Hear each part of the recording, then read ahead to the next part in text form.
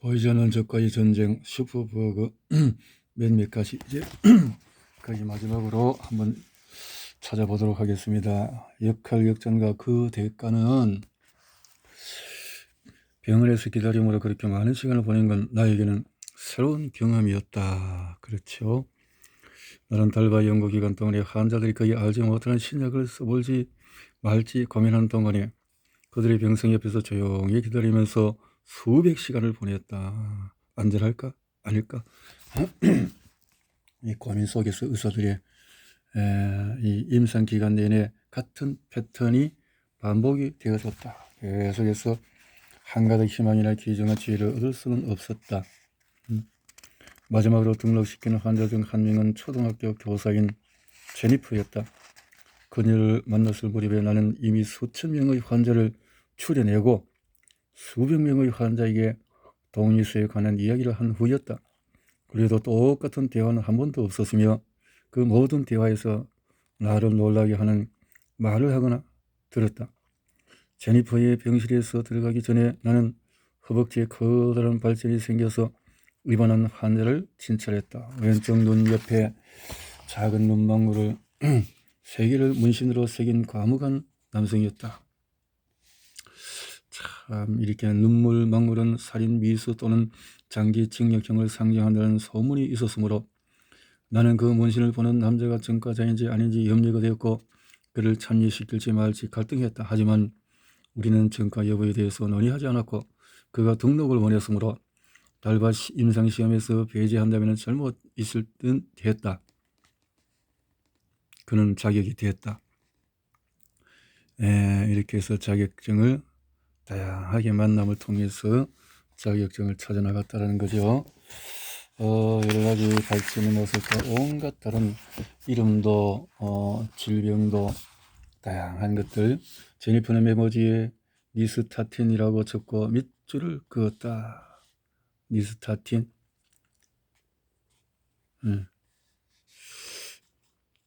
제니퍼는 카드를 들고 환한 미소를 지으며 내 진료실에 도착했다. 우리 반 아이들이 드리는 카드예요. 감사합니다. 메카시 박사님. 도움 구하기. 나는 병원에 일주일 10번 정도는 먹는 것 같던 칠면조 버거를 한 입 베어 물었다. 그래서 이제 의사가 된 어윈을 보고 미소를 지으며 선생님이라고 불렀다. 나는 젖꼭지 피어싱이 티가 나지 않을까 그의 가슴을 흘끗 보았지만은 펜 몇 자루와 접힌 종이만 호주머니 밖으로 비적이 나와 있었다. 추천받은 사람 가운데 자네가 유력할 것 같아. 월씨가 이야기를 이어갔다. 뭐라고 말 좀 해봐. 그가 컴퓨터를 가리키며 말했다. 책장 앞에 서 있는 월씨의 사진 옆으로 토마스의 월씨 젊은 연구자 상이라고 적혀 있었다. 나도 수상소감을 작성해 둘 거야. 박사님 맞겠지요. 월씨 안색이 어두워졌다. 그런데 무슨 일이야 말해봐. 내 장인 빌 모리스는 뉴욕 사람이야. 그는 2차 세계대전 예측후에 아일랜드인가 이탈리아인으로 주로 살았던 미네튼의 북단 워싱턴 하이츠에서 경찰관과 피아노를 잘 쳤던 가정주부 사이에서 태어났다. 파란 눈을 가진 이 소녀는 수선스럽긴 했지만 공부도 잘하고 운동도 잘하고 이랬던 사람인데 호치의 심판으로 일렸고 장인은 역시 교수였던 헬과 결혼해서 2 자녀 이렇게 해서 의학과 대학도 보냈고 했는데 만난 지 얼마 지지 않아서 장인은 자신이 죽었을 때 딱 한 가지만 같이 묻어주면 좋겠다고 했는데 바로 헤드가 고등학교 졸업할 때 그에게 써준 편지였다. 무슨 편지? 참 이 내용의 말 한마디가 장인은 여행을 좋아하지 않았지만 헤드는 아버지에게 새어머니 수잔과 함께 토스카나로 휴가를 가도록 설득했다. 거의 2주간의 긴 여행이었는데 장인은 비행을 앞두고 전전긍긍했다. 그는 일상에서 벗어난 걸 불안해했고 여행을 취소하려 했다. 하지만은 헤드는 여행을 가면 모든 것이 좋아질 거라고 고집을 했다. 여행은 엉망진창이었다. 2번이 이탈리아 전역의 포도원들을 방문하는 중간에 장인은 검은 소변을 보고 설사 매스꺼운 주석적으로 기침을 이렇게 질병 장인이 췌장암에 걸렸다는 사실을 알았다. 췌장암으로 장인은 수술 전에 정량의 크기를 줄이기 위한 화학요법을 몇 개월간 받아야 했다. 그래서 4가지 항암제를 섞어서 투여하는 폴피리녹스 등등등등 2개월간의 집중적인 화학요법을 받은 후 정량이 10% 줄어 수술을 받을 수 있을 듯 했다. 하지만은 화학요법은 장인의 면역체계를 손상시키므로 우리는 언제든지 박테리아나 곰팡이가 그의 몸속으로 들어가서 감염을 일으킬 수가 있고, 그러면 항암치료 계획이 틀려진다. 이것도 알 수 있었다. 스캔검사를 받은 후 그런 일이 발생하고 말았다. 내가 면역체계 강화를 위한 뉴라스타를 주사해 준 다음에 장인은 몸살이 났고 요통을 호소했다. 이렇게 해서 혈액이 포도상 구균에 감염되었다는 진단을 받았다. 감염은 해결되지 않았다. 그래서 면역이 떨어지니까요, 어려움을 당하는군요. 늦은 밤 아버지는 병실에 들러있던 아내는 어느 날 아버지의 방광이 부어 소변을 보는데 어려움을 겪고 있다는 것을 알아차렸다. 포도성 구균이 퍼졌다고 믿었다. 이게 면역이 아니면은 뭐 이렇게 참 어렵다라는 거죠. 항암제를 했어도 안 된다라는 거죠. 이렇게 어려움을 보게 되고 장인은 살짝 미소를 지으며 말했다. 그 사이 계속 진료받을 수 있지? 장인은 다음 한 달 병원에서 머물면서 서서히 혼자 걷고 대소변을 볼 수 있는 능력을 회복했다. 4주간 물리치료를 받고 옥사실린을 계속 주입해주는 카테터를 팔에 탄 채로 퇴원했다. 췌장의 정량이 자리고 있음을 의미했다. 그러나 화학요법이 보류되었다는 것은 어쨌든 이제 임시 처방문하고 이렇게 나가게 되었다는 거죠.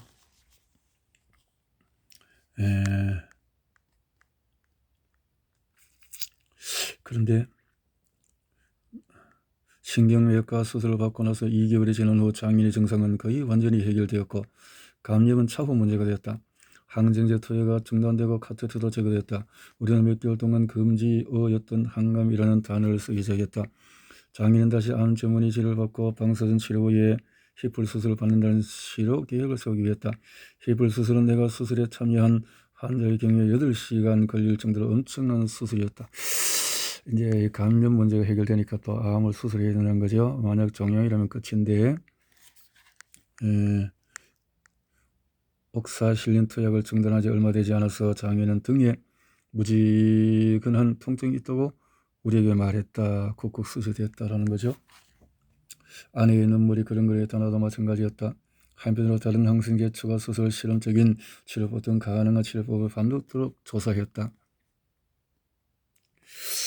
나는 빈센트 피셰트에게 장인에게 리신을 투여해달라고 부탁하는 꿈을 몇 번이나 꾸었다.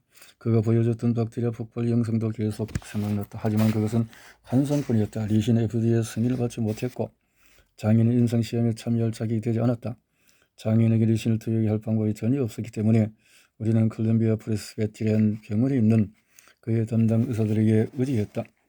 신경외과와 감염병과 담당이들은 신경을 써주었다. 월시가 매우 유용하다고 했던 CRP 검사를 포함한 염증 지표들이 올라갔고 MRI 결과도 몹시 안 좋았다. 이렇게 되어졌고 70대 남자에게는 더욱 그랬으므로 장인은 감각마비와 기력 저하를 안고 살기로 했으며 하수적에 적응하기 위해서 걸음걸이도 바꾸었다. 초반의 포도상 구균 감염 이후에 장인의 담당자들은 처음의 진료 계획에서 방향을 틀었다. 그들은 장인에게 도움이 되기를 바라며 방사선 요법을 추가했다. 나는 장인의 치료법에 대한 월시의 의견에 궁금했다. 나는 췌장암의 방사선 치료가 타당할까요? 라고 물었다. 월시는 전세계 의사 중에서 매달리는 암과 감염병 두 분야의 모두의 전문가였다. 장인이 처한 공경을 이해할 사람이 있다면 바로 그였다. 나는 방사선 치료 수술 그리고 화학요법 순의 치료 계획을 간추려 이야기한 뒤에 가만히 그의 반응을 기다렸다. 방사선이 수술 부위에 영향을 미칠 수도 있어. 히플 수술이 더 힘들어질 수도 몰라. 받아들이기는 힘든 대답이지만 나는 그의 솔직함을 존중했다. 위험해. 장인의 수술을 할 수 있는 상태를 기다린 동안에 헤드는 달리기 운동을 했다. 헤드는 췌장암 연구기금을 모으는 비영리 단체.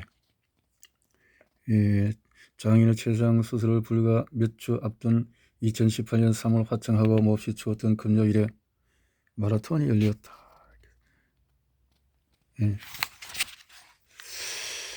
2012년 췌장암으로 아버지를 잃은 디노 베를리가 67명의 조자 가운데서 아내의 모금액이 가장 많았다고 말했다. 헤드의 아버지님께서는 콜럼비스 비아 프레스베테리안 병원에서 치료를 받고 계십니다. 그때 저주색 유니콘 복장을 한 꼬마가 아내에게 트로피를 건넸다. 참석자들은 환호했다. 수상 하프 마라톤 봐요. 에필로그. 얼마 전 나는 오후에 월식에 한 가지 부탁을 했다. 내가 봤던 의료 윤리 과목 수강생들에게 강의 해줄 수 있겠나? 윤리 강의? 나는 장인의 근황도 전해주고 싶었다. 외과 의사들이 힙을 수술을 위해 개복해보니 췌장의 암종이 간의 시력을 공급하는 큰 혈관인 간 문맥까지 전이 되어 있었다. 존 샤버가 이끄는 콜롬비아 프레스비테리안 병원의 수술팀은 암종을 제거하기 위해서 암덩어리뿐만 아니라 망가진 혈관까지 제거한 다음에 왼쪽 목의 경정맥 일부를 떼어내 교체해야만 했다. 그건 소수의 외과 의사만이 안전하게 해낼 수 있는 어려운 수술이지만 결국 성공했다. 힙을 수술은 약 6시간이 걸렸고 수술 후에 모니터링을 위해서 장인의 정화살실에 도착했을 때 아내가 그를 기다리고 있었다. 해냈어. 아내가 눈물을 차지며 말했다. 장인의 힙을 수술을 견뎌냈지만 아직 위험은 벗어난 것은 아니었다. 포도장 구인이 돌고 있었고 나는 장인의 영태를 이야기하면서 포도장 구인이 있는 상태에서 수술을 했다라는 거죠.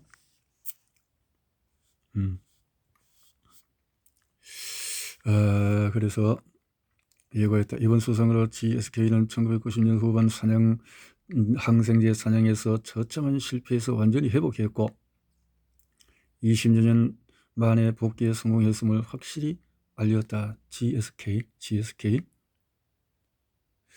글락소스미스 클라인이 1위였다.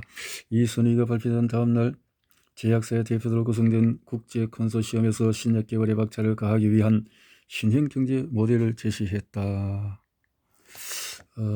이런 것들이 그래도 경쟁 속에서 우리의 대화는 결국 말라시딘, 테익소박틴 그리고 새로운 항생제 발견 방법으로 흘러갔다. 이런 이야기들이 항생제에 대한 연구, 나는 연구를 진행할수록 적각기만 했던 연구윤리위원회의 진가를 더 인정하게 되었다. 환자들을 보완하기 위해서 고안된 IRB는 그 역할을 정확히 해내었다. 그래서 너무 과하지 않게 그래서 나는 FDA가 반드시 수행해야 할 임무가 얼마나 어려운 건지도 인식할 수가 있었다. 달바 연구에서 예상치 못했던 난제 중 하나는 임상시험의 잠재적인 지원자 가운데 다수가 노숙자였다는 것이다. 그들은 공원 벤치나 지하철에서 앉아서 잠을 자며 그런 불편한 자세는 다리에 피가 고이게 한다. 이렇게 그렇군요. 보험도 없고 약국을 이어갈 수도 없고 약을 쌓아둘 수도 없으므로 임상시험을 통해서 가장 혜택을 받을 사람들로 생각되었지만 그것을 제공해 주려는 나는 애를 먹었다. 나는 그들에게 비싸고 강력한 약을 주는 사람이 되고 싶었지만 번번이 내게 돌아오는 의심스러운 표정은 의미 있는 신뢰관계를 맺지 못하는 나의 무능을 끊임없이 상기시켜 주었다. 그렇군요. 이 돈이 없는 사람들의 이런 문제군요. 모든 문제에서 나는 야구 선수의 사고방식으로 우리에 임했던 나의 동료서로도 인정받기를 열망했지만 이후에 임상연구를 긴 안목으로 바라보는 복을 배웠다. 그렇지요. 달바는 간호사, 의사, 사회관리자, 사회복지사 그리고 수법으로 인해 당혹스러웠던 환자의 상승력을 사로잡았다. 모든 진료과의 의사들이 어떻게 하면 달바를 구할 수 있는지 내게 물어보았다. 그들과의 대화에서 저희를 촉구해야만 할 때가 많았다. 여튼 다른 병원의 의사들은 달바를 뼈와 심장, 혈류의 감염 등 생명을 위협하는 온갖 증세의 치료에 쓰기를 시작했고 이는 전국의 개선이 이바지했다. 미국 전역에 큰 이제 이 달바라는 것이 임상에서 어떤 성공을 했다는 거죠. 주사제, 마약, 중달직단자, 소액, 길르스는 혈류 감염이 있을 수도 있었으며 그렇다면 달바 같은 항생제가 듣지 않을 수도 있다는 이유로 내 임상시험에서 제어되었다. 하지만 내 임상시험이 끝난 후에 의사들은 달바가 혈류 감염이 있는 상태에서도 효과가 있었으며 놀랍게도 일부는 외래에서 치료할 수 있다는 것을 보여주었다. 우리 의료 체계는 수술 후에 소련에게 엄청난 약의 마약성 진통제를 투여해 마약 중독자로 망쳐놓았다. 완전 속죄가 불가능한 비극이지만 우리는 달바로 다른 환자들이 그런 불행한 전철을 밟지 않도록 할 수 있는 치료법을 제공하고 있다. 이거는 마약성의 어떤 진통 같이 했었다라는 거군요. 의료 발전의 혁신이 불가능하거나 비실용적으로 불필요해 보이는 주변부에서 이루어질 때가 많다. 전 세계적으로 매년 2천만 명 이상의 피부 감염을 앓고 그중에 거의 2만 명이 사망한다. 달바는 그들을 치료해줄 새로운 방법과 의료비 분배의 극적인 변화 방안을 제시한다. 이런 연구를 통해서 달바라는 것을 통해서 피부 감염에 대한 큰 도움을 주는 것을 연구를 했다 하는 것을 핵심으로 역자의 그런 역자 후기를 쓰고 있는 지금 신종 코로나 바이러스 감염증으로 지구촌이 시끄럽다. 2003년 사스, 2012년 메르스, 이제 코로나 이렇게 시끄럽게 되어졌는데 주로 박테리아가 거론되지만 치료제가 듣지 않는 진균도 포함된다. 2019년 20개국으로 퍼졌던 치소율 60%의 항생제 내성 칸디다 속 진균이 그 예다. 슈퍼버그 피해는 실로 놀랍다. 5,000명이 35,000명이 사망한다고 항생제 감염 등에서 매년 질병통제센터도 매년 슈퍼버그 감염으로 사망하는 유럽인이 33,000명. 세계보건기구는 2017년 슈퍼버그 12종 발표하면서 매년 70만 명이 사망. 이렇게 많은 1928년 플레밍이 페니실린을 발견한 이후 인류는 병원균을 정복했다고 생각했다. 그러나 박테리아는 끊임없이 항생제를 무력화시킬 방법을 찾아내며 슈퍼버그로 진화해 왔다. 이런 변화 속에서 개발에 이런 현실적인 어려움이 있는 항생제 신약에 대한 인성 연구가 이 책의 모티브이다. 1상, 2상, 3상 안전성과 유효성을 평가한 후에 승인받지만 시판이 허가된 후에도 예상을 벗어나는 부작용이 발생할 수 있어 종종 임상 4상이라고 불리는 시판 후 조사를 하게 되어 있다. 그렇군요. 지금도 시판 후에 메카시는 달바 반신이 여러 항생제를 병용한 기존 치료법만큼 효과가 있으면서 병원 치료 시간을 거의 2일까지 줄여준다고 보고한다. 빠른 기간 내에 해결할 수 있다는 거죠. 달바 반신은 1회 30분만 주사하면 되며 약효도 일주일간 지속되기 때문이다. 병원 치료 시간의 감소는 의료비 부담을 낮춰준다는 건데요. 5가지 슈퍼버그 감염병을 관찰한 결과 75%가 병원에서 걸린다고 보고하는 것을 고려하면 그 의의가 상당하다고 하겠다. 메카시는 가장 강력한 항생제의 하나인 반코마이신의 내성 가진 슈퍼버그까지 치료하는 지금 상황에서 달바 반신이 대체 치료제가 될 수 있으라고 주장한다. 슈퍼버그의 좋은 이 달바라는 것을 했다라는 거죠. 비전문가인 역자에게 이 책의 번역이 곧 학습 과정이었듯이 독자 여러분에게도 이 책의 슈퍼버그 문제에 눈을 뜨게 되는 계기가 되기를 기대해 본다 해서 근래 와서 슈퍼버그 문제는 심각해지는 이유는 항생제 오남용 때문이라고 한다. 특히 사람에게서는 항생제 가축에 무분별하게 쓰는 것, 처방받는 항생제를 넘기지 말고 복용하여 내성을 가진 병원균을 만들어 전파하는 일이 방지하려는 개인적인 대책 외에 농작물과 가축에 쓰는 항생제를 어떻게 규제할지 이런 것들이 문제라는 거죠. 항생제의 대란이다.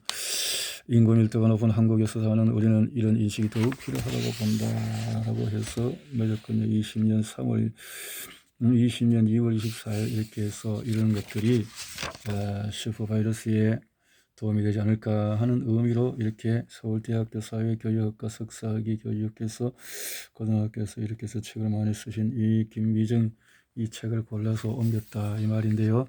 무섭게 진화하는 슈퍼버그 위해서 인류를 구하기 위해서 샀던 무게를 퓰리처 수상자가 유익한 책이다라고 했고 벤 레이던 뉴욕타임스 베스트셀러 찰스 핀치 전 비평가 수상자 이런 사람들이 추천